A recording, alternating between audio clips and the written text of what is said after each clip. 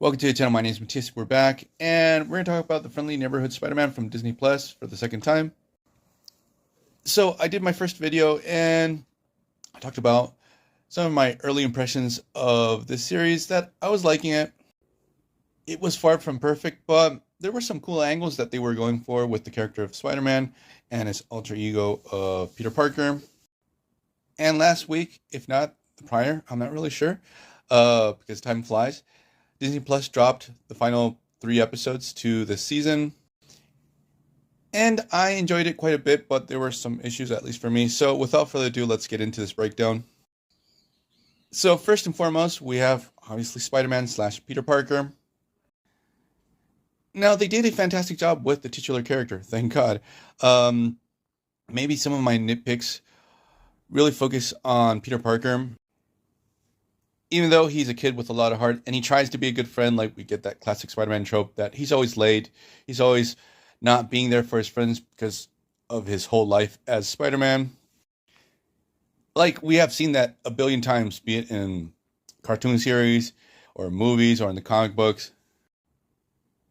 It gets a little bit old if you have been reading Spider-Man or watching Spider-Man stuff for a while, but I understand it's like a central part of the character. And another thing, like, they make him to be like socially awkward, and sometimes it's okay, but in other moments it feels like a little bit forced because they do want to lean in on that quirky, nerdy type of comedy that became so prevalent in the 2000s and 2010s. I don't know how to explain it properly, but when you see it, you know what I mean. Like, it's very typical with like nerdy characters or characters that are like fish out of water, that they start saying just weird and random things because they're nervous or they don't know how to deal with the situation. So Spidey's, or actually Peter Parker's connections with his friends, like some of the subplots that we get there, they're okay. Here we sort of dive into the side characters like Nico, who is like his best friend, who I was really surprised. She's actually the character from The Runaways. She's Peter's best friend, and when Peter becomes friends with Harry Osborn, she becomes sort of jealous. And that part of the story was like, okay. Harry Osborn, he's okay. They really try to flesh him out. They don't set up any tension between Harry and Peter yet. Maybe they will dive into this in further seasons where especially Harry has substance abuse problems, his frictions with his father. Like, they do a good job with the fact that even though he's filthy rich and he has everything that he wants, like, his life isn't perfect. I guess one of the best side characters of this season, and he really evolves to a very interesting place, is Lonnie Lincoln, who becomes Tombstone. His whole story, it's really tragic. They did a killer job with it.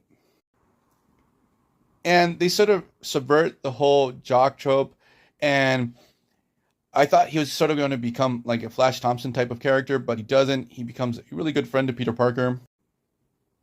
And then he's coerced into joining a gang, and how that gang lifestyle sort of corrupts him slowly but surely. Like, at the end of the season, he's still a good kid. He's not like off the deep end yet, but you can tell that he's going there. Also, he had gotten powers due to this substance from Oscorp. Obviously, it's an accident.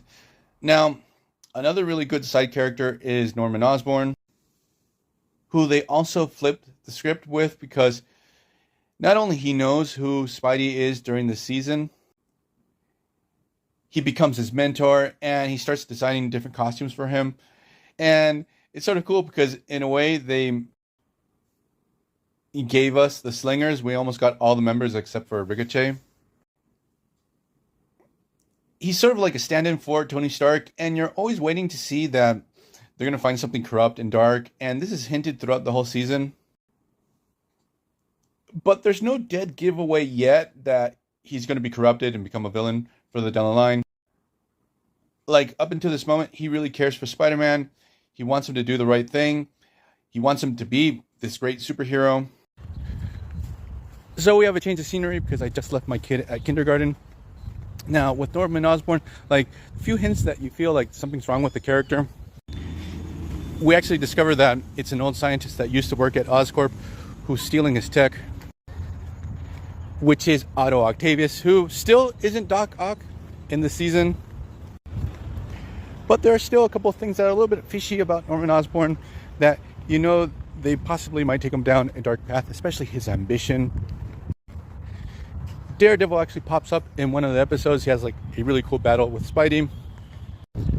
It was really cool to see him in action, and since he has more experience than Spider-Man, like, he knows how to deal with different types of situations better. Then you had like these 4 kids. They were interns at Oscorp. They would work with Peter Parker. And you had Amadeus Cho, who is obviously an asshole. I love that character. You had this girl from Wakanda, and then another girl with short hair. Yeah, she sort of reminded me of someone. And spoilers, like, she's a real deep cut. She ended up being the character of Finesse, and she seems to be like a protege to Daredevil.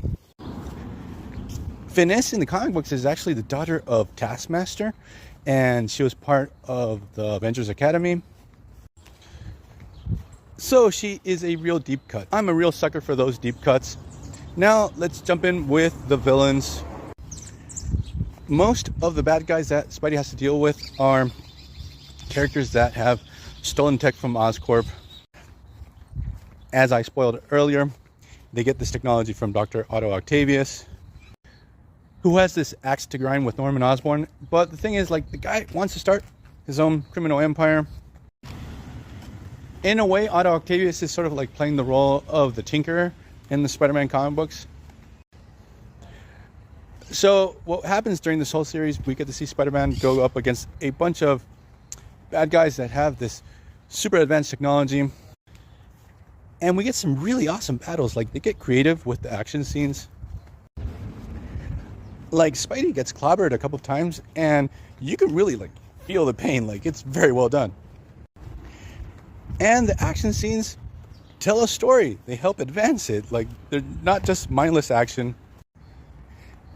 There's one episode where Spidey has to deal with the Unicorn, like a very obscure character. And it really helps build up the story of the Rhino. But I guess the main villain to this series, like the one that Spidey has to deal with the most, is the Scorpion.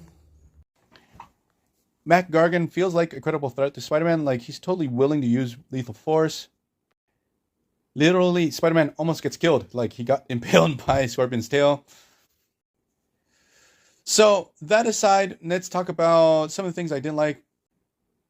So, as I mentioned earlier, like, some of the dialogues when Peter Parker's talking with other young people feels a little bit too forced, a little too tropey. In general, the animation is top-notch. I like it a lot. There's some moments where, oddly, the hands on some characters, especially not in the action scenes, seem a little bit stiff. Also, at moments, we have a little bit of a uncanny valley situation with facial expressions when characters talk. It's not very prevalent, but it happens every once in a while. I like much more the moments that revolve, obviously, around Spider-Man and not as much on Peter Parker. I thought Aunt May was going to play a bigger role in the season, and she doesn't, because I do really love the dynamic that Pete has with Aunt May. Now, I feel like the series is like more geared to young adults and teens. I did watch it with my 12-year-old. He did really like it. My 2.5-year-old really loved the Spider-Man scenes, but he would check out every time Peter Parker would pop up. He would pull out his toys. At least for me, I'll give it a score of 22. I feel like there's a lot of room to improve. It's a real shame that it's not a prequel series to the MCU. So I'm going to leave this video here. I hope you guys liked it. See you guys next time. Bye.